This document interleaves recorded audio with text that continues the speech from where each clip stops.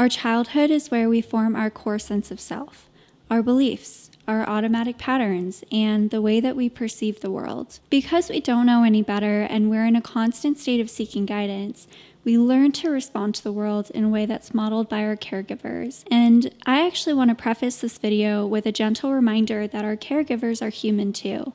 And by recognizing their humanness, by giving it back to them and forgiving them for projecting their childhood wounds onto you, you can set yourself free. Reparenting yourself is a powerful form of self-love. It gives you the chance to give little you everything and anything that you needed while growing up that you didn't receive, so that you felt empowered and safe.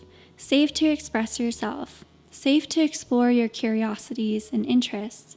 And safe enough to create your own unique path in this world. When I was just getting into this work of healing my inner child, I felt really intimidated and unsure that I could even do it properly because I could barely remember anything from my childhood. But over the course of the month and because of this work, I actually ended up regaining access to so many precious memories. I would take a memory that I knew for sure needed healing into a meditation, and because the door to our subconscious minds are open while in a theta state, which happens during a deep state of meditation or hypnosis, it becomes easier to access lost memories that have reinforced the original block and trigger that you're healing. I like to think of it as driving down a road that you know and coming across several intersections of roads you never really paid attention to. But now all of a sudden, because of meditation or hypnosis, you're hyper aware of these new roads and you can turn down them to explore a new way home.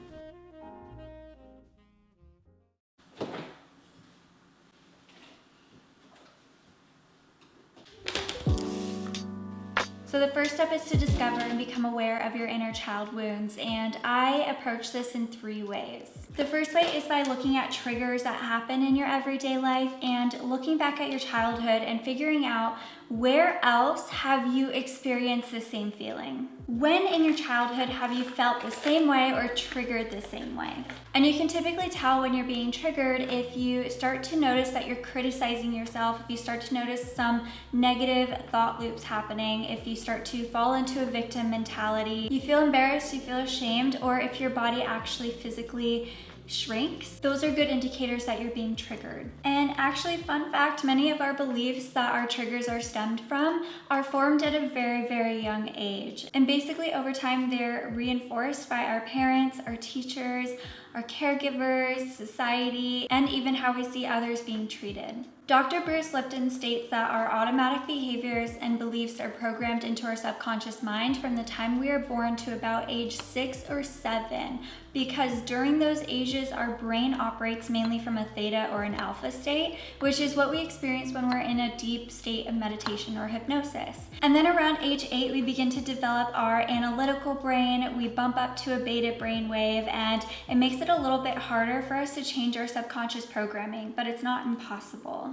To give you an example of how I use the trigger method, I was just recently in my luteal phase, and this phase of your menstrual cycle, ladies, is so great because it really amplifies what's bothering you. And when I was journaling about everything that was triggering me, I realized that a lot of my triggers were rooted in perfectionism. And looking back, this is because when I was little, I was often scared of getting in trouble. Even if it was for something little like spilling my drink on the counter, my mom really valued a clean home, and so it would just irritate her, which is okay looking back on it. But when I was little, it terrified me and I would walk on eggshells a little bit. And what I've learned is that it's really hard for little humans to understand gray area and context. So they'll take these situations and interpret them as all or nothing facts. And when I was little, when I was growing up, I interpreted my mom getting upset with me for spilling and making mistakes was that if I make a mistake, I'm in trouble or I'm a bad person, and there's no gray area. It's a black and white kind of thought.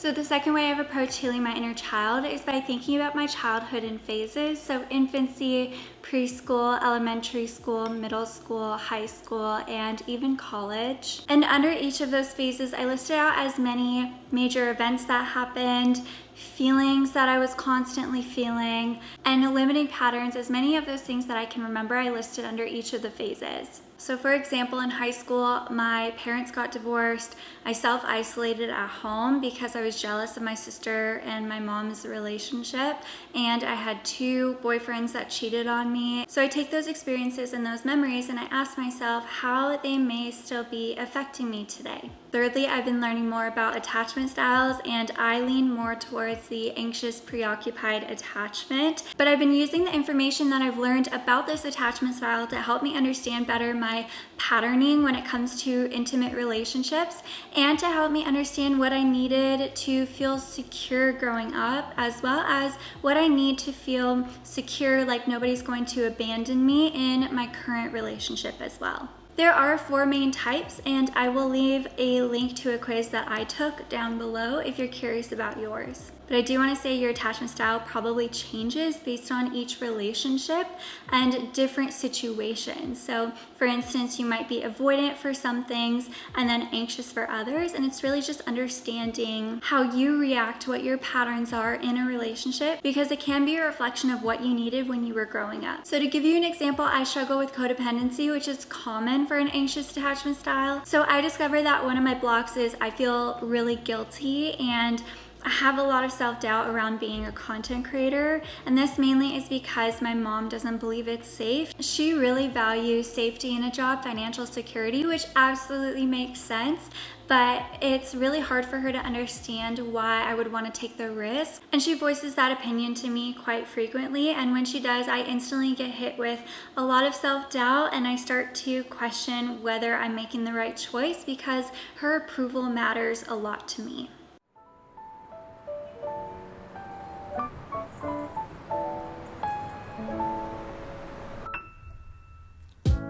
With your newfound awareness, you can then move into reparenting your inner child. So I found first, stepping into your inner child's world and completely understanding what you were feeling and thinking at the age you were for the memory you're healing is really important for helping your new desired energy and belief really settle into your nervous system. And I just made a simple list of all of my favorite things when I was younger, what I love to do, my favorite toys, what I used to imagine while I was playing. Like for instance, I used to imagine that I was on top of a dragon when I was swinging, like from the Never-Ending Story. And I used to imagine that I was a mermaid whenever I went swimming. I just listed out everything I could remember so that I can transport myself back into that time, so that I can really reprogram the block while I'm in meditation.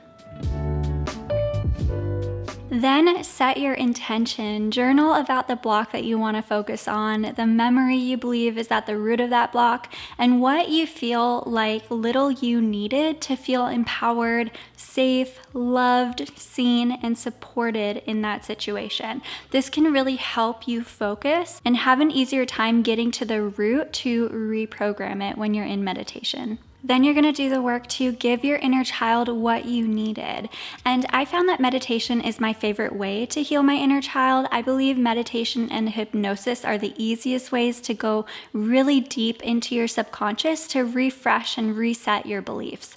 But I've heard people successfully getting into a relaxed and trance-like state while going on long walks as well. Personally, I like to use EMDR music here on YouTube for self-guided meditations. And I'm also a member of the To Be Magnetic pathway, and I love their deep imaginings for a guided experience. Then while you're in meditation, play out the situation as best as you can. It's okay if you can't remember every single detail, but really focus on the feeling of what little you was experiencing. Maybe you felt as though you didn't have a voice, that you weren't important, or that you couldn't express yourself. Let the situation become real to you in your mind. And then my favorite way to give little me what I needed is to have my more aware self, the person I am today, come into the picture and interact with little me in a way that I needed it most. Whether that's a long, tight hug, repeating that I'm safe, I'm enough, and I'm loved,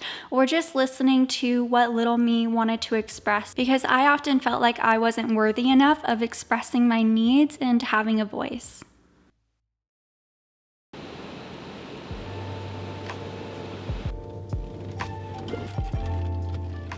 Once you've discovered your blocks and reduced their energetic charge through your little's eyes, the next thing to do is to consciously reinforce your new beliefs and your new way of being. But before I get into some ways to do that, or ways that I found have been really useful, I first want to say that I've had to take a single block through many meditation and journaling sessions before I noticed a difference from situations that would typically trigger me. I can kind of brush off those situations a little bit easier. So give yourself a ton of patience and grace and love while you're going through this process.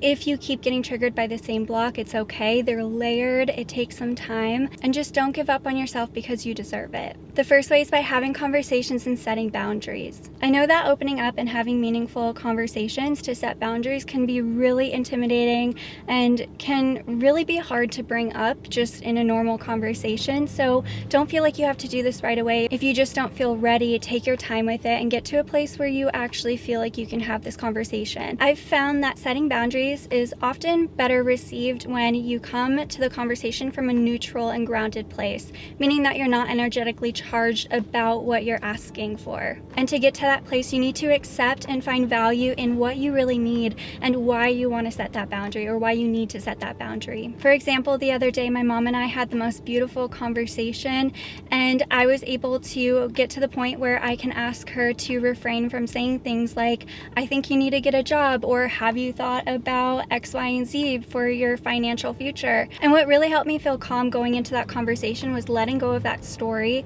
her own story and her own beliefs around financial success or financial security. And don't get me wrong, I felt really nervous going into it, but I was able to stand in my worth, and she responded so well. In the past, I've tried to have this conversation with her before, and then it would be dismissed because I was energetically charged. I was in a victim mindset and I was blaming her versus taking the responsibility and recognizing that my approval is way more important than my mom's, even though I love her to death. Another way to consciously reinforce healing your inner child is by using verbal anchors. And this is kind of like affirmations, but I like to think of them a little bit different. It's just not a think positive and make sure you're always in the positive kind of thing. It's more so that one phrase or sentence that you can really hold on to that really helps you snap out of the typical reactions that you have when you're going through a trigger or when you're spiraling. So for example, if I'm being corrected or I was told that I was making a mistake,